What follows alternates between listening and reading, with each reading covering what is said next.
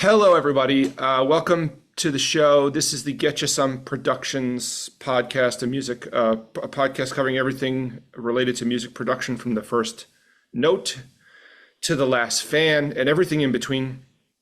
My name's Keith, And my name is Daniel. and today we have a special guest, Jen Allen, who is a very accomplished jazz pianist, composer, and educator. We're super excited to have her on the show. Before we get to the interview, please click, if you want to support the show, we are affiliates of reverb.com. If you use our special link, which is probably one of the first links, we'll put your links first, Jen. But if you want to support the show, you can go shopping on reverb.com and use our link and buy something for yourself, and at no additional cost to you, we will receive a small commission for that. But if you don't want to do that, don't do it. But by all means, get lost perusing gear there, because there's lots of stuff. And buy that metronome that you've been meaning to get because you keep practicing tapping your foot, but you're going to need that metronome. So go out there. Yeah, don't buy any more gear. Take a lesson. Okay. Stop buying gear. Okay, so Jen. So first of all, I will say this. For me, I learned about you through I think it's called, what is it called? Jazz and Blues in the Groove. I think it's a specifically Hartford-based podcast. No? Yeah, it was. Yeah, Okay. is he still doing it? Yes, I know what you're talking about. That show was so valuable to me because I did not know how vibrant the jazz scene was for, I mean, I guess, when you're a jazz fan, you listen to everything, but most of the stuff you listen to is from, at this point, 60 years ago. So I didn't realize how vibrant the jazz scene was. I was so gratified to learn that there is a very vibrant jazz scene in, well, on the planet in general. But I didn't know there was such a bustling scene in Hartford specifically. Anyway, so I became a fan of yours through that show. And I've heard a lot of your music through that show. I think you were mostly I think I've listened to, in preparation for the show, I listened to your two albums a lot. So I have some questions, and I thought they were wonderful. But I have some questions about those. But I think what I heard mostly on that show was you playing as a side person, no? Which you've done a lot of. And I wish there was, maybe I missed it on your site, but I wish there was a list of like your entire discography. Is there? No, but that's a good thing. I actually Yeah. was doing my bio last night for something else, and I was like, I haven't really updated this in a while. So yeah, something I need to do. It's on my to-do list. Yeah. So you are a very accomplished musician. I have to just, tell you that you are slumming it coming on our show, which is, but we don't care. We punch up. So we want to know. So the first question we always ask everyone is, we want to know your story, and this could be your story. I think it's important for people, fans, and then also musicians, to learn people's stories and hear people's stories in their voice, directly from them. So it could be, you could tell us about your experience growing up, and how you got into music, your superhero origin story, so to speak, is how we like to put it. I guess don't hold anything back, or, just tell us, how you got into music and a little bit about your life, all that stuff. Is that cool? Yeah, sounds great. Makes I would sense? do that Beautiful. totally. Um, yeah, so I grew up in Foxborough, Massachusetts. So a lot of people know that town because of the Patriots, which was huge in my family. So I don't watch football anymore, but it was a thing. Um, Great small town to grow up in, specifically because the music program was really good in the town, and especially back in like the 80s and 90s when I was there. Um, that was something that wasn't always possible for a lot of young people. And we had a great band director in my high school named Stephen Massey, who is very well known in music education, specifically jazz education. He's now retired, but he is well known for that. And I didn't know any of this as I was growing up. I loved music. My mom really was encouraging of music. She got us all into um, piano lessons. She was a single mom, and she knew somebody who gave piano lessons. And my older sisters, who were much older than me, were taking lessons. And the man, really liked my mom and really took a little pity on her and said, if you want to put your other daughter in, because I had three sisters who were taking lessons, he's like, I'll teach her for free. But he was kind of a like a scary man to me. And so I was probably like 6 or 7, and he would just smoke, like chain smoke during the lessons, and like had this really deep, like scary cough because of it. And so I took 1 year of lessons, and I was like, Mom, I am done. I don't want to go back to see him again. And um, and so I stopped, but I really was very interested in music. And as soon as I could take lessons, it was the very first thing was violin. And it was the first year they were putting strings into our school. So it was extra special. I was like, I'm going to be the first to do this. And I did. I signed up, played violin for a year, hated it. And then I switched over to the cello. And so I ended up playing cello from 5th grade, I think, all the way through high school. And that was my primary instrument. And I was in orchestra and doing all of that. I loved music. I didn't love practicing. I was not a good practicer. And I tell all my students this, that up until high school, it was hard for me to even like enjoy that other than being with other people. And so I think that's pretty typical of young people.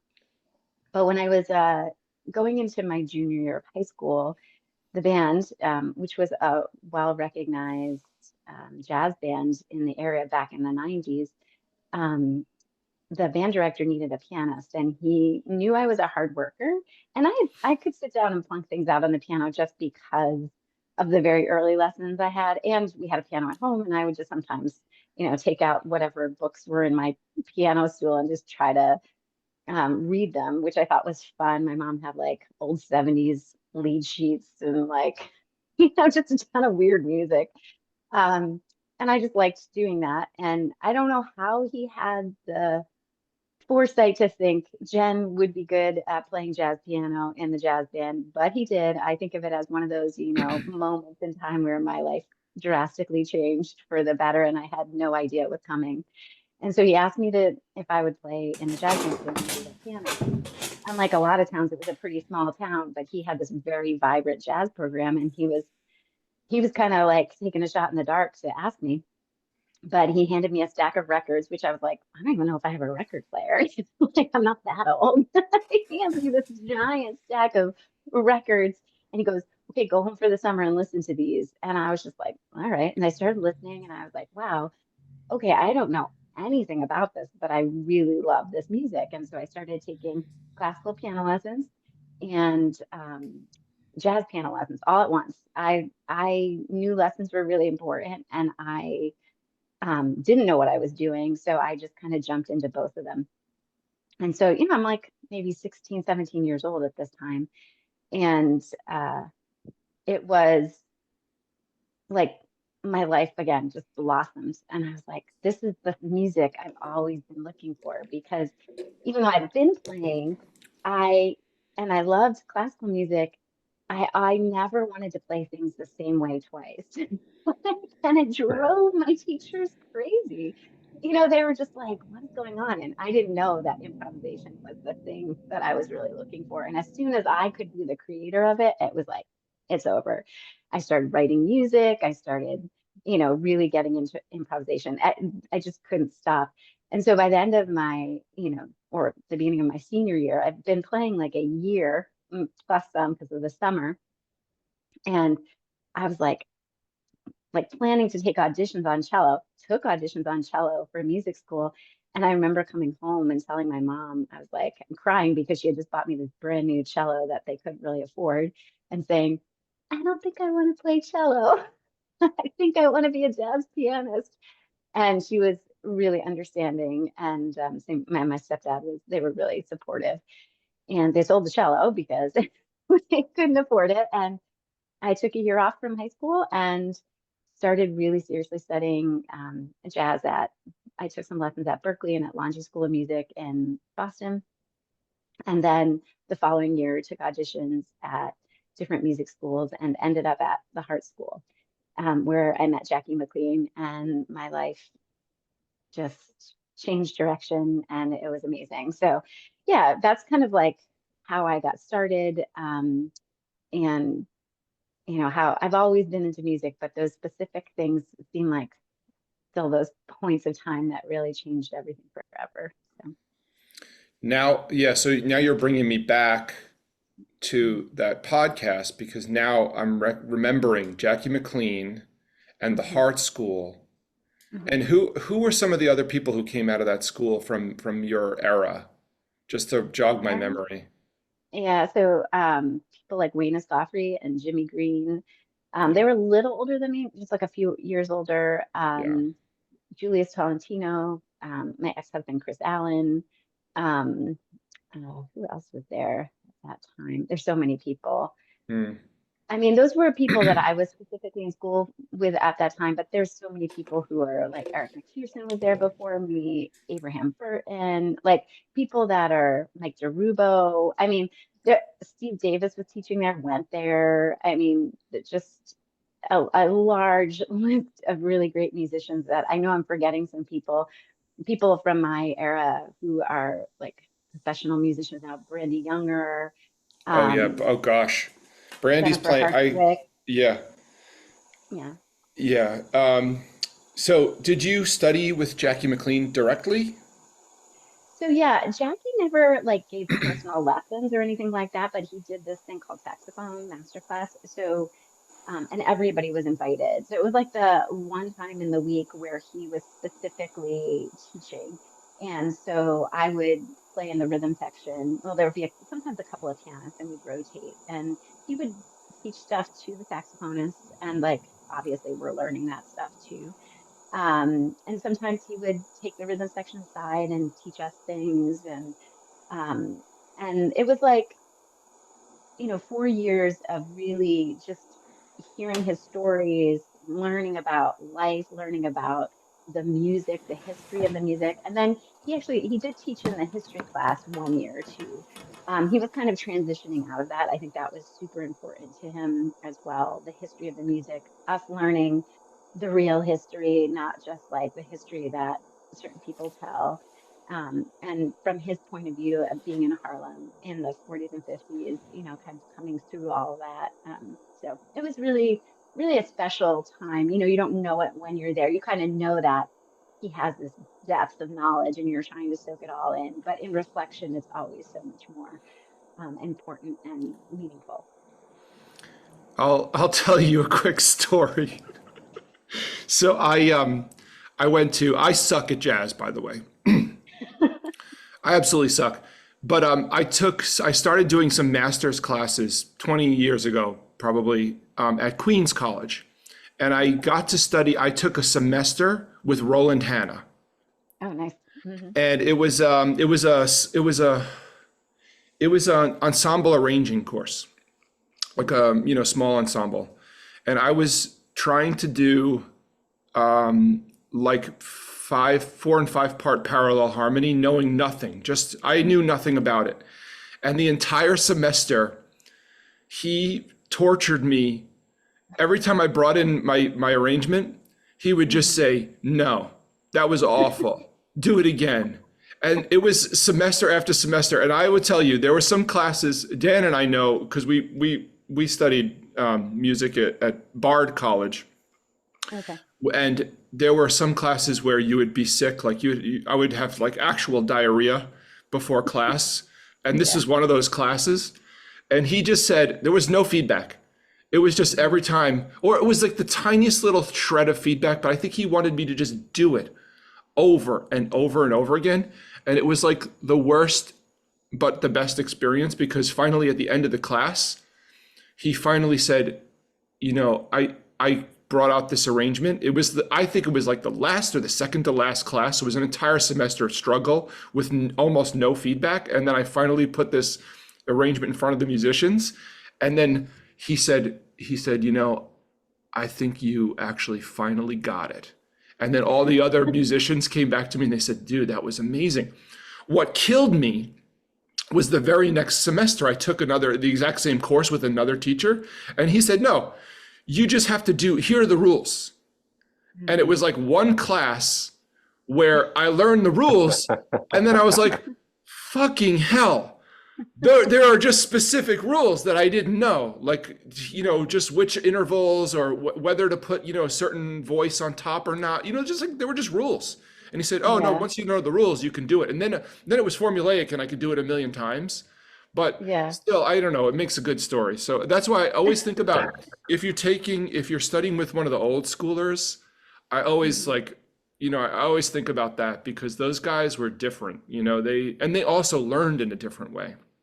100%. Yeah. Yeah. Jackie, though, was very big into education. I mean, he actually had some stuff to show, and he was like to pass down the language to show us ideas. And as I said, he would pull us aside. He wasn't like showing me piano things, but he was showing me improvisation things. And I mean, he started the Artist Collective in Hartford, which is a community-based like art school for young people in an impoverished kind of neighborhood. It was really important for him to like pass that down. He started the jazz program at the art school and he had to fight so hard for it to be legitimate in education's eyes because people don't see the older ways of like teaching by ear and repetition, as you were saying, as kind of like a viable way of learning, but it was for them. I mean, he talks about he would tell us stories about going out to hear not Jackie, going out to hear Charlie Parker play, and then he would just run home and grab his horn and have to remember it. I mean, nobody does that anymore. Like that kind of intensity of like, I really want to learn this. What was he doing? Go try to figure it out. And also that exploration, like maybe it was a struggle for you to do that, but the actual exploration phase is so important in the music that I think that a lot of young people actually miss that nowadays because it's so easy to find a transcription. It's so easy to just go online and try to find a quick answer. We didn't have that even back in the 90s when I was in school. You just had to go to the library, put your headphones in and listen and listen and listen and listen. And I keep telling my students at this point that like, if you listen, the more you listen, it's amazing what your ear will do. It like learns things like in a way that we can't consciously always put our finger on. So anyway, that's a little tangent, but I get what you're saying about like the kind of old school way of teaching and the new, but I think that there's a lot of depth to that. So yeah. Okay, so I think because you're an educator, there's we can go down that rabbit hole a little bit, but I think maybe I think if you don't mind, one of my favorite things to ask, and I love piano, by the way. I think maybe I was actually meant to. I play guitar, but I think I was meant to play piano, and so many of my favorite artists, including probably one of my top artists of all time, are piano players. So can we talk about your influences? I'm very curious because I really I had your two albums on loop for the past like couple of weeks, and hopefully you get a few streams out of it.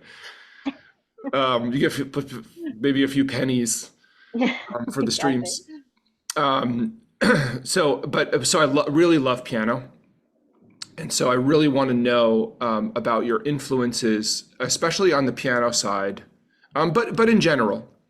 And then, so let's start with that. But also some of your compositional, because I think I heard some. I mean, I think I heard some compositional influences for sure. But I'd like to hear about those as well. Yeah, so I think some of my favorite pianists are, I always say my favorite, this is like nothing new to anybody who knows me, but is Kenny Kirkland. I could listen to him forever and ever and never get bored. And the thing is, he only made one album, of his own, but he's on a ton of albums. And he died so young, age 42, I think it was.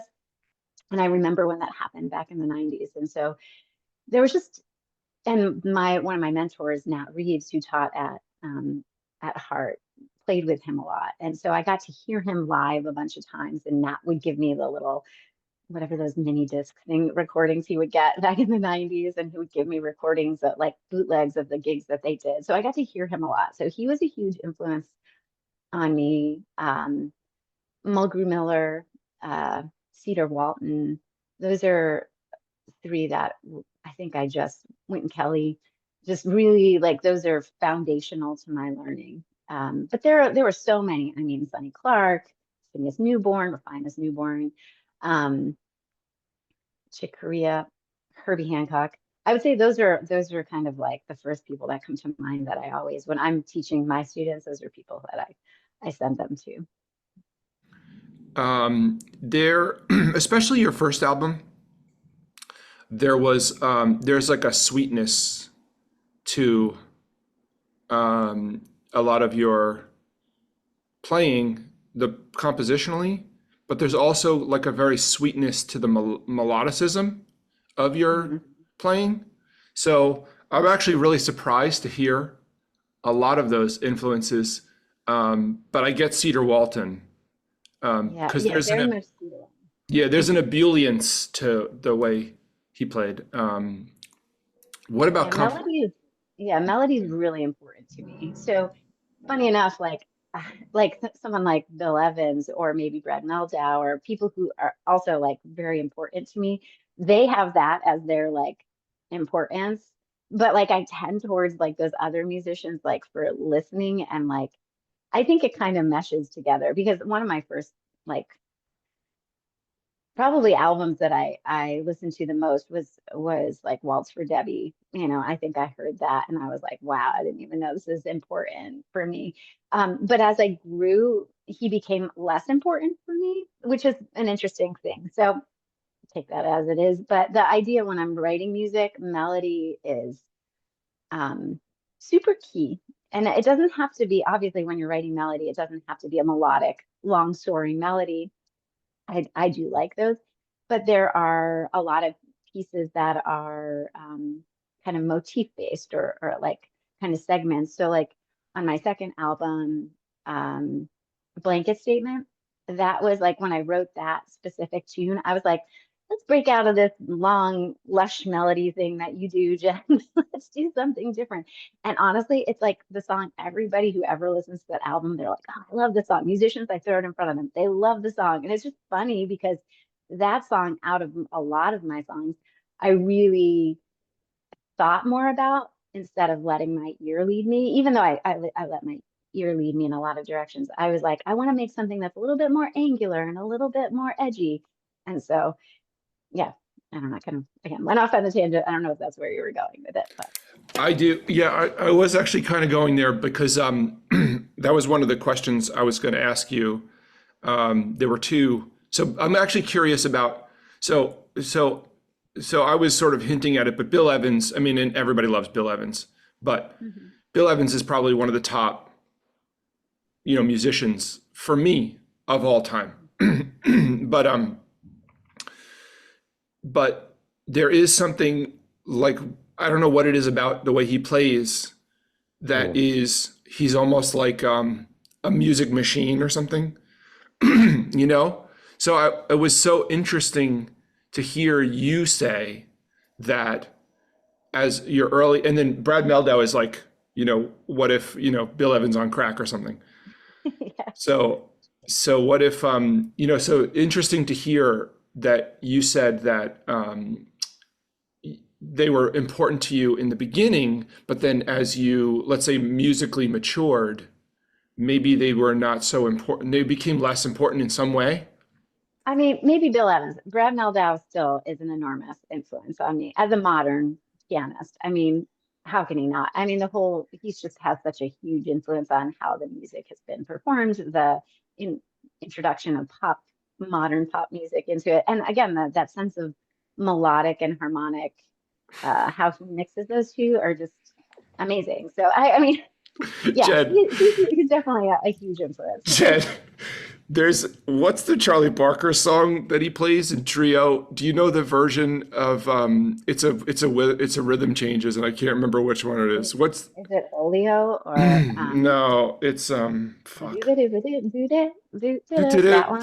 Yeah, what's the Yeah, name of that one? I I can't remember right now. I'm so bad with all those rhythm changes ones that all kind of like But mush what the together. fuck, dude? That was Yeah, that one's great. insane.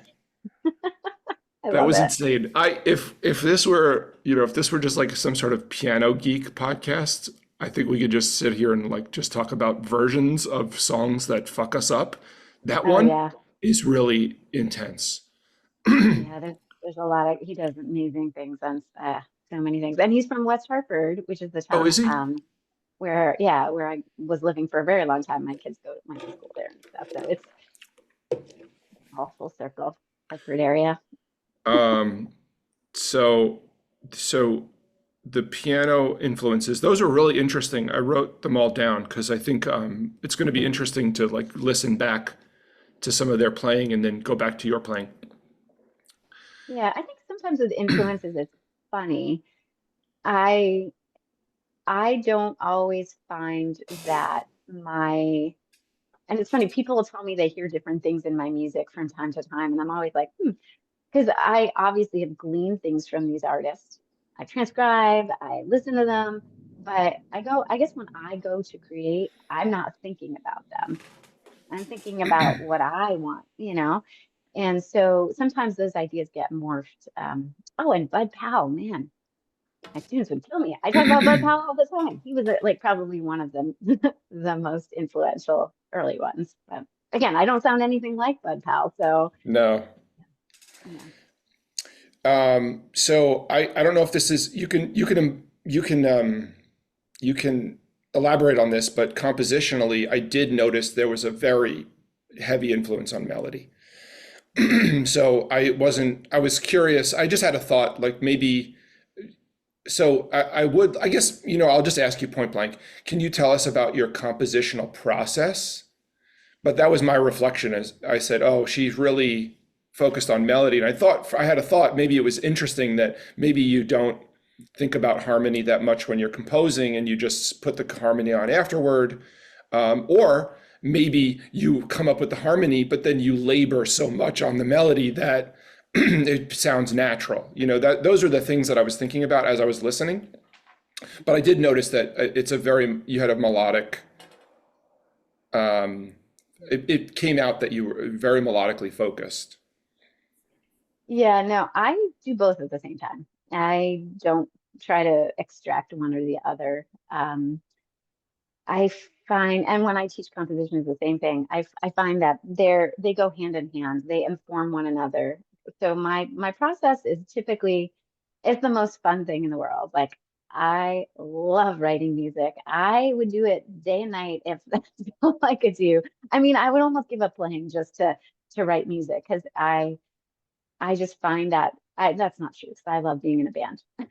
So I'll say no to that. But um, yeah, the process is just it's where I feel life flowing, right? Like it literally feels like I'm living fully when I am in that moment of creativity. And it's typically melody and harmony and the different kinds of combinations of that. I'd like to think about um, the pacing of things. That's really, really important to me, like how things flow. So when I'm writing and it's typically an improvisational kind of thing where I'm trying to find ideas. And once I get an idea harmonically, melodically, and I'm sitting there with it, it's like, what needs to come next? It's like a game. And does it need something? And it's not always a thought about thing. It's a feeling really deep within me of like, do I need something that's moving a little quicker? Do I need some space now? Like, and it's really intuitive in terms of how it is. And I think that that's just come over time. I mean, in terms of like what I like in music, how I like music to sound. Um, there, like, I don't love music that feels imbalanced to me in terms of like it's just really note heavy and there's not a lot of space. I like things to feel like they're moving in some kind of just yeah, like equanimity of like things feeling balanced. So if there's a busy section, I usually have something that's a little bit more space on the next. So if you listen to my pieces, that typically is how it goes. Like I'm looking for that kind of balanced view throughout the whole thing. But it's just so much fun just to find a melody that comes out. Sometimes it is a little motif, sometimes it's a really short thing.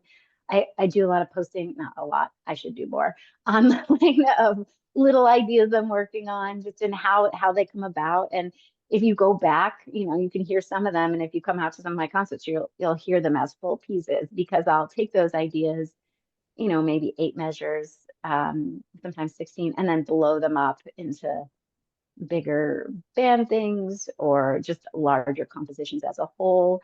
I get really bored with just straight lead sheets generally. Like if it's 32 measures, most of my charts are not like that. I love odd forms. I love extra little sections. It makes it very difficult to play on the spot with musicians. But so I don't, if I don't have a lot of rehearsal, I don't play some of those charts. That's the only difficulty of them. But yeah, I'm always looking for that next surprise. I think if you listen to my music, and I have a new album coming out this next year, it's it's specifically like this. But even on my older albums, like you'll hear the head or the piece, and then if you listen to the head out, I usually add something like to just change it up. Like I like little surprises like that, or they'll be in the middle. I've really gotten into like having different solo sections so that it kind of is not predictable. So just trying to keep that spontaneity in the music instead of it being like just a lead sheet. Not that there's anything wrong with that, but it's just not when I'm writing music. It's not where I want to be. And then there's big band and all that stuff, which I love doing. So totally different. I heard a bit of that. I definitely heard a bit of that in the records, and I did want to say that one thing I really liked was you use a lot of vamps Mhm. in the either in the intro or the outro or both. And I thought that was, I bet musicians love that. But I thought that was really fun because, you have the melody and you have the harmony and you have a composed section where there's some stuff going on that, is a little bit more challenging to the ear, let's say. Not that your music is challenging to the ear. It wasn't particularly like, it's not like very heady like that, like it's not, super out there or anything. Yeah. But there were sections, that were, melodic, or there may be some rhythmic hits. There were a lot of those. But then when you had the vamps, especially in the end, and you used them pretty, prodigiously. Like there was a vamp on, I felt like there was some kind of vamp in the beginning or the end or both of maybe half the songs or something. Is that Yeah, probably unfair? especially on my first album. I think I was really into that at that time. Yeah. Well, it's super Yeah, that fun, was right? quite a long time ago. But yeah, I don't, my next album is definitely a little bit different. Very, very different because I have vocalists on it. But um, yeah, I love exploring bass lines, hits, anything that can just like again, so you're just not going in there and having a walking bass, like, well, what, and like swinging, and I love that. But what else can we do with it, with that same rhythm section? How can we make it sound different? So yeah, and that's something I get from Cedar Walton. Cedar Walton has amazing trio tunes, like, and they're just such little packets of hits, bass lines. They know what they're doing when they're doing it. So yeah, that's something I kind of steal from him and do it my own way. But yeah. Yeah, I liked a lot of it, and I wasn't sure how to categorize it, or because there were some vamps that were, I don't know, so sort of not your typical, well, I don't know, I want to say not your typical, but like, not your average jazz vamp, but they were, maybe a little Latin at times. There were some odd meters I noticed. So it was very cool. Um, your comment, this is random, but your comment about trio arrangements just made me think of one of my favorite jazz records, piano records of all time. Errol Garner, Concert by the Sea. Oh yeah, I don't think classic. there's, oh, I don't even know what, I don't, I just want to say that because I just want to say that out loud. But so before, Well, if you like Errol Garner, you should check out. I just checked this one out in the last 3 months. It's called The Magician, and it's kind of wild. He has electric bass on it, and they just do all pop tunes, like from that, like the 70s or something. And they're all bluesy, and it's one of my newest favorite albums. So, kind of if you want to geek out on that one, that was a good one. that's an Errol Garner record? The Yeah, Magician, you said? I think it's either Magician or The Magician. I can't remember which one it is. Okay. So just a couple more notes about compositions and the arrangements on the two records, because I have like my sun is like coming through my window now.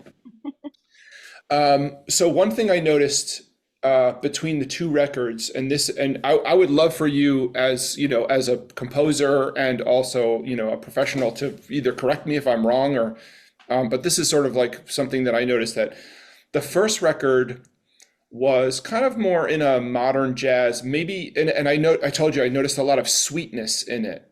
The harmony and the melody, the quality of the melodies, there was a lot of sweetness in that one. So more of like a Herbie sort of, you know, ensemble sort of vibe.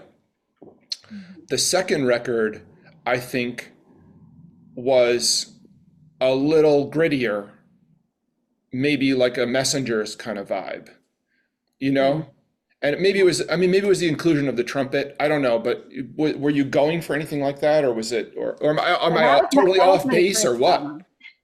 Well, the one with the two horns is my first album, and that one, yeah, I don't know. I think sometimes they're just more reflective of where I'm in at that space and time.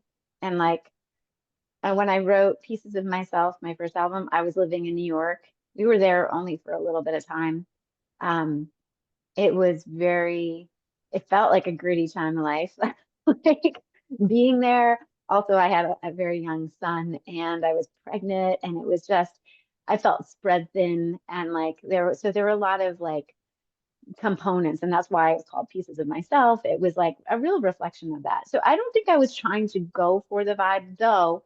Chris Allen and Josh Evans both have that kind of sound too, and the two of them together have that kind of, if you listen to Josh Evans, who again from the Hartford area, great trumpet player in New York right now, they just they have that same history. So I think they give it that sound even more so than the compositions, maybe. And I think on one song, Chris arranged just the horns. So, so you're getting a little bit more of his sound and maybe that one song. Yeah, so that's that one. And then Sifting Grace was a little softer time in my life where I'm really just trying to, again, find parts of myself. My music is very reflective of where I am. I can't help it. It's so personal. So just some struggles I was going through, and my music is a way to get through that stuff. And so my mom had passed away. I think that was a lot of that album. Begin Again was like kind of that, very just reflective, and the word, just trying to make sense of where I was in life. So if it has a little softer vibe or more like long melodies, I think it's because that's how I was feeling. I wasn't feeling edgy and being in New York, like, feeling like, oh, I'm a mom and I'm fighting through this. It was more like I feel kind of spent and trying to figure out my way through all of this stuff. So yeah. Cool. Well, that's beautiful then.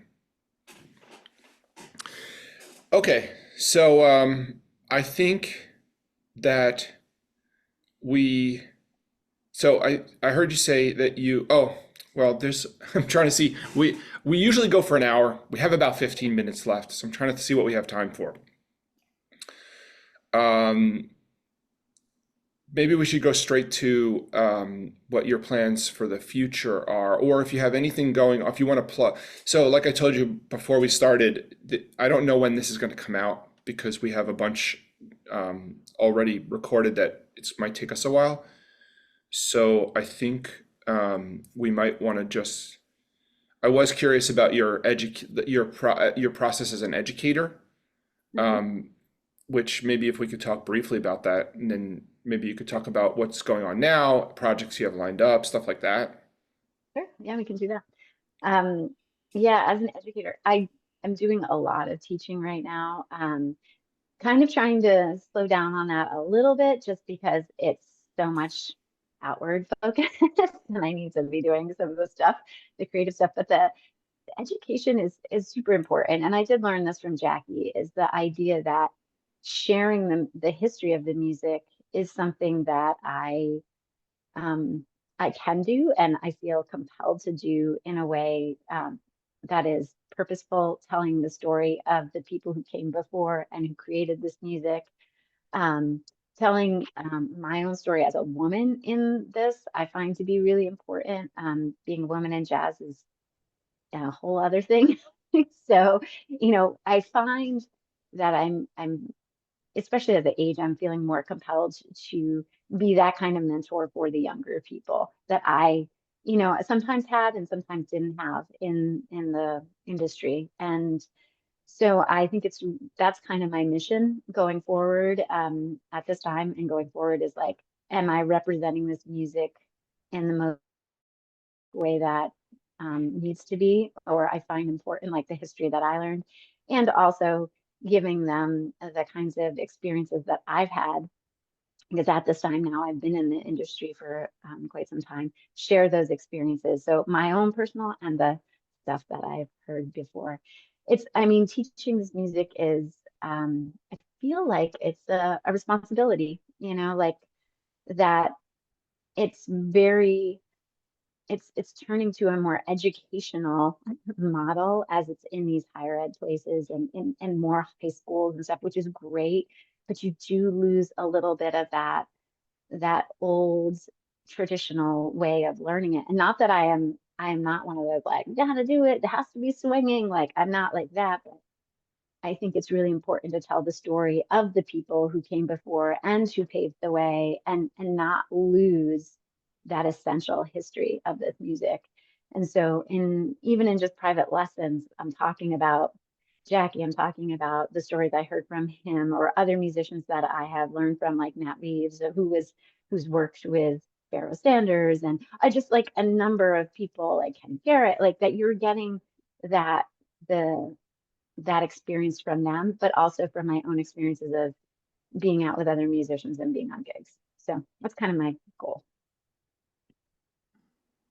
Cool. I love that.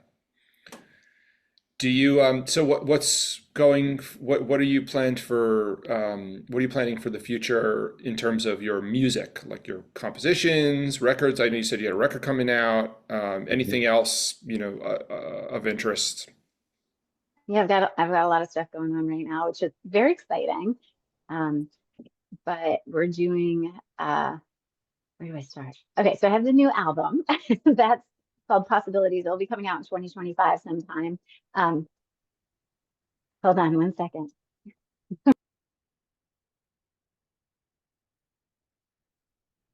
Um, so I have an album coming out in 2025 that will, I'm not sure when, it'll be on Truth Revolution Records. It's an album with two singers.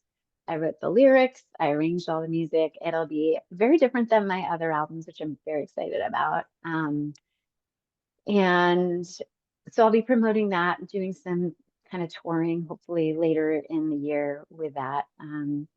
I have another project that I have called Collective Breath, where I kind of mix my um, kind of my, I don't want to say my love for, but like I do a lot of breath work and meditation, and it's been really informative and helpful in my life and in my creativity. So I've started this project called Collective Breath, which is a suite of music that encourages the audience to kind of like be in an immersive time where I lead them through a like one small breath work practice in the midst of like jazz music. But it's not like the typical jazz music. So it's a slightly different. So it's not new agey. Like if you went to a yoga studio and you were trying to learn breath work and meditation, like I know some people don't want that, but I know some people like jazz. And so it's kind of like a mix of all of that coming together. It's kind of hard to explain, but I'm trying to get better at that. And so that's another project I'm working on. I'm also creating this business called Creative Alignment, which is just creativity kind of classes and mentoring, where I just help people learn how to dig into their creative practices. So just like um, I've been doing this, writing music, improvising, being in the music sphere my whole life. And I realized that a lot of people don't get to have those experiences, or they don't realize that those experiences in the arts are something that you can also transfer to the rest of your life and learn how to creatively create your life, you know? So learning how to create alignment in our lives through creative practices, meditation, breath work, all of those things kind of combined in one. So I'm trying to do both the music and a little bit of this creative alignment stuff. So that's kind of a quick rundown. That's awesome. That's I didn't realize you had that whole like holistic element that Hmm. you're cultivating those last two projects a Yeah, little more no, out of the box. That's cool. yeah, it's super important to me. I think that's kind of my goal going forward. I actually got a grant from this Green Stage Guilford. It's a place in Connecticut. They have asked me to create a piece, and my vision for it is it's called One, or I don't even remember what I named it, quite honestly. But my just like another one of like the kind of tenets of why I want to even continue doing music or teaching creativity is that we're connected and there's so much divisiveness out there right now. And like if I can do anything through my music and the things that I'm doing, I want to just help people realize that we're more alike than we are different. How can we come together? How can we look at nature and the world around us and remember that um, there's so much good out there. And so trying to put the good out there through these projects and my creative alignment stuff just to help people to, you know, tap into these things that are available to everybody, like this creative energy that is it's there for everyone. People look at musicians and be like, oh, it's so special. Like, no, you have that too. You just have to figure out where it is in your life, you know. So that's super important to me. That's awesome. You kind of have an infectious energy. So I Oh, think maybe the right person to lead that kind of effort. So thank yeah. you. Yeah. So the reason how we finagled you to get you on this show is because we're Facebook friends.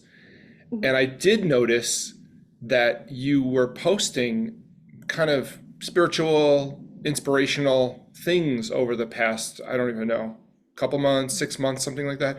Dan and I have been sort of tossing around the idea of starting another separate podcast that is, uh, self help, self actualization, spirituality, sort of in nature. Yeah, So I think a lot of people are feeling something right now. yeah.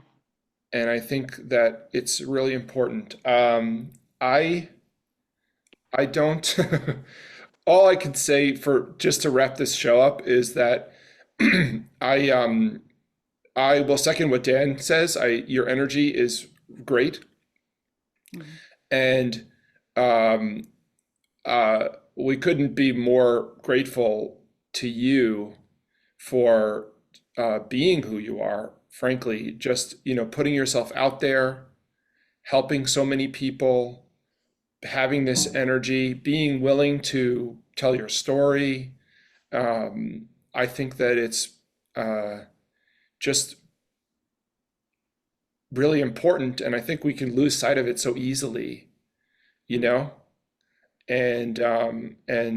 Forget, and especially musicians too, you get so wrapped up in like an ego thing that it's like what I'm creating or something. I don't know what it is, but I think so. I really want to just express some gratitude for you, and appreciation. Also, the appreciation that you'd even deign to come on our show, show it all.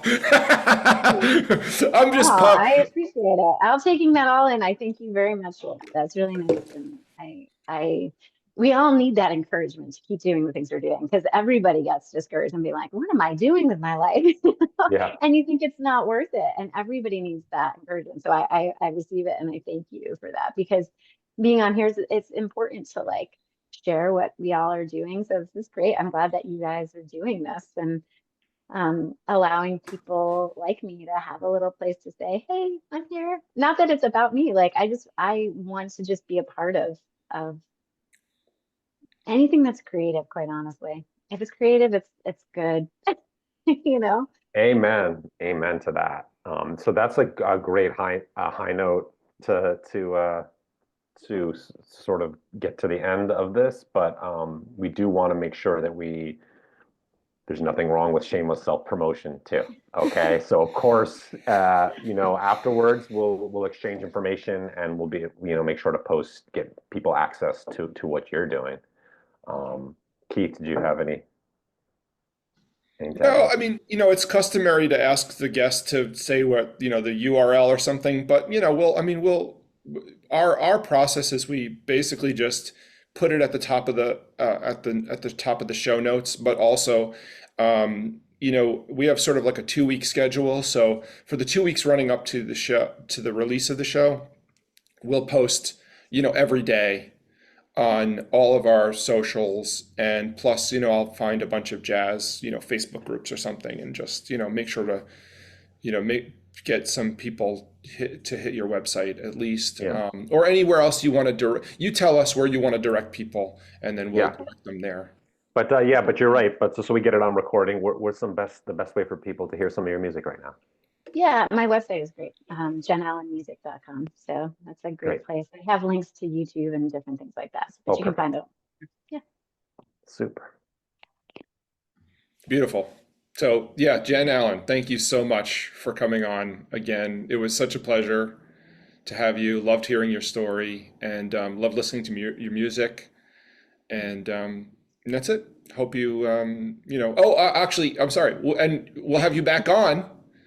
We'll have you back on, when you're ready, and when we're ready, when your next album comes out, or if you have something important to promote, just, don't hesitate to reach out to us. But we'll put you on like a follow-up schedule as well. Amazing. Thank you so much. Thanks for having me. It's Thank nice you, to meet Jen. you. Yep. All right. Bye. Thank you. Bye. Bye.